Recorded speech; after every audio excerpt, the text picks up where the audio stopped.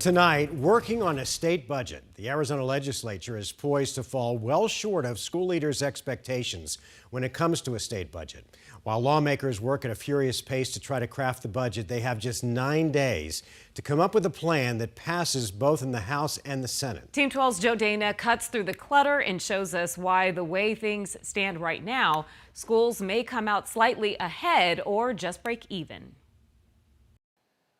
Handed a $5 billion surplus, the Republican leadership at the state legislature has a historic opportunity to invest in schools.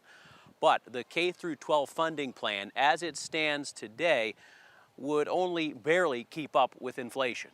The proposed budget would add $291 per pupil for school district funding and $355 million overall to base revenues for district public schools.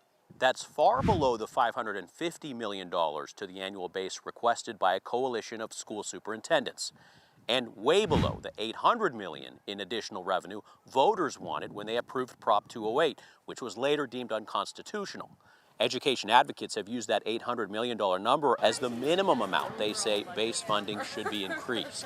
We've passed several things at the ballot where families have made it clear education is the #1 priority in this state. This budget does not reflect that. Republican House Majority Leader Ben Toma is shepherding these budget negotiations. Toma has declined to discuss school funding with 12 News, saying he does not want to negotiate through the media. Here's the problem. There are a lot of numbers out there, but it boils down to this. The proposed budget adds a 6.5% increase for K-12 district schools. That includes inflation costs and minimum wage increases. It leaves school districts with little money left, if any, to spend on teacher pay raises. Arizona is last in the nation for teacher salaries and remains at near the bottom in per pupil spending. Democrat Representative Kelly Butler of Scottsdale was a no vote on the K-12 bill during Tuesday morning's Appropriations Committee hearing. It's incredibly disappointing to see that in this time when we have every opportunity to finally invest in our public schools, this Republican budget just fails to do that. This is all very fluid. A lot could change in the coming days, but in the words of the director of the Arizona School Board Association, he calls this a good move toward increasing funding for schools. But in his words, this is not going to move us to the point to where we're competitive with the rest of the country on teacher salaries.